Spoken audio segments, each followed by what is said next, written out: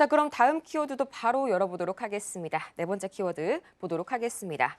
우크라이나 전략적 철수라는 이야기도 바로 나눠보도록 할 텐데요. 또 이번 주에 굉장히 저희가 좀 포커스를 맞춰서 다뤄야 하는 이슈일 것 같긴 합니다.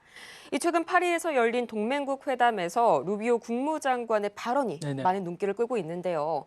이 전쟁을 끝낼 수 없다면 우리는 다른 길을 가야 한다라고 발언을 했었는데 이게 사실상 우크라이나에서 좀 전략적으로 철수를 하겠다라는 네네. 그런 발언인데 이건 또 어떤 거를 추가로 시사를 하는 걸까요? 우크라이나에서 전략적으로 철수할 있음을 이제 강하게 시사한 게 아닌가라는 생각이 있는데 일단 이렇게 볼 수 있을 것 같아요. 미국의 지정학적 피로감이 온 게 아닌가라는 생각이 있습니다. 미국은 진짜 20년간 중동 전쟁을 하면서 이제 국제 개입에 대한 회의감이 좀 온 것 같아요. 그러면서 이제 이번 발언은 그런 데 대한 연장선상이 아닌가. 그리고 더 이상 세계 경찰이 우리는 아니다라는 생각이 있고 글로벌 개입에 대한 어떤 탈피 신호가 아닌가라는 생각이 듭니다. 그리고 이제 우크라이나에 대한 고립화와 유럽의 부담을 좀 주겠다라는 생각이 좀 있는 것 같아서 EU 내 분열을 좀 시키면서 군사의 재무장을 좀 시켜보겠다라는 생각이 좀 있는 것 같고요. 러시아에 대한 사실상 협상 제스처가 아닌가라는 생각도 좀 있습니다. 자, 푸틴에 대한 게임 세팅을 좀 해보겠다라는 생각을 좀 있는 것 같고요.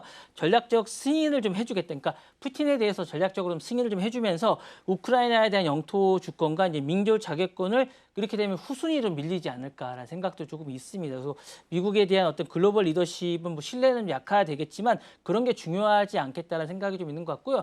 강물 협상에서 좀 우위를 좀 차지하겠다는 생각도 좀 있는 것 같아요. 그러니까 지금 이제 뭐 우크라이나 대통령이 지금 이런 부분에서 양보를 좀 안 하다 보니까 이 부분에서 자신들이 좀 우위를 좀 차지하겠다. 젤렌스키 대통령에게 좀 많은 것들을 좀 요구하겠다라는 생각이 좀 있는 것 같고요. 왜냐하면 히토로 부분에서 약간 지금 급한 게 좀 있기 때문에 이 부분에서 약간 우위를 좀 차지하겠다는 생각이 좀 있는 것 같고 트럼프 행정부의 가치 외교에 대한 포기 선언이 좀 아닐까라는 생각이 있습니다. 사실상 민주주의, 인권, 국제법을 옹호한 미국 외교가 노선에 대해서 이 부분에 대해서 자기가 좀 포기를 하고 아메리칸 퍼스트가 다시 한 번 더 강조되는 게 아닌가라는 생각이 좀 듭니다. 시직 외교라든가 외교 중심이 다시 한 번 더 강조를 하는 게 아닌가라는 생각이 들고요. 미국의 우크라이나 전쟁 운명을 타국의 손에 넘길 수 있다. 우리는 미국이 더 소중하다라는 생각을 다시 한 번 더 보여준 게 아닌가라는 생각이 듭니다. 네. 네, 맞습니다. 최근 들어서 이런 트럼프 대통령의 이런 발언들을 네네. 자세하게 살펴보자면 20세기 전 세계를 꿰뚫었었던 팍스 아메리카나가 좀 네네네. 완전히 종결이 됐지 않았나 하는 것을 다시 한번 좀 시사를 하고 있는 것 같고요.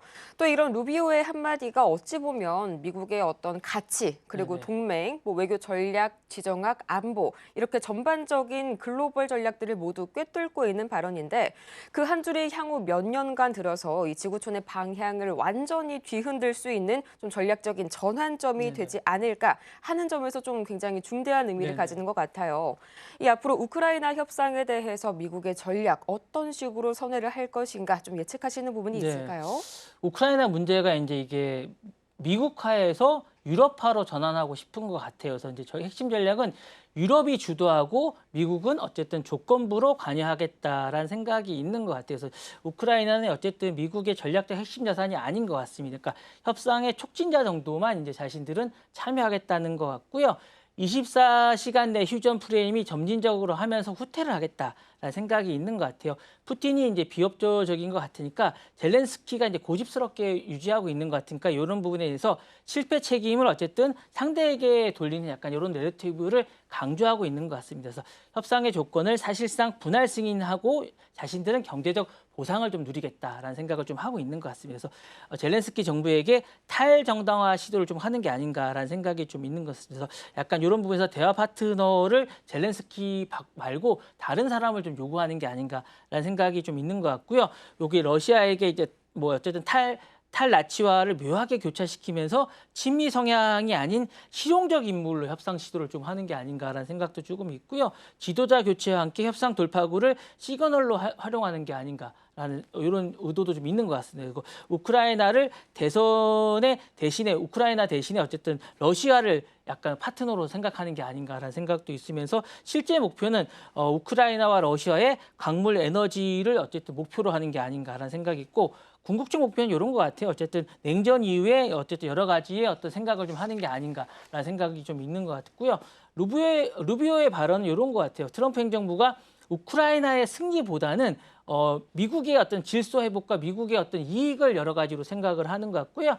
한국, 미국은 실익 중심 그리고 리스크 최소화 그리고 이제 어쨌든 유리한 구도를 좀 차지하고자 하는 게 좀 있는 것 같습니다. 그래서 이런 부분에서 여러 가지로 의미를 두어야 되는 것 같고, 그다음에 이제 지정학적 패권 구조는 여러 가지 흔들릴 수 있는 것 같습니다. 아까 말씀하신 대로 팍스 아메리칸보다 아메리칸 퍼스트가 우선인 것 같은 생각이 드는 것 같고, 유럽이 안보 주체로 거듭나느냐 이런 부분에서 많은 생각을 좀 해봐야 되는 것 같습니다. 러시아는 이 팀에 어떤 이익을 챙길 수 있을 것 같느냐는 생각이 좀 있는 것 같고, 이런 것들에서 많은 부분이 시사하는 게 좀 있는 것 같은 그런 생각이 듭니다. 네.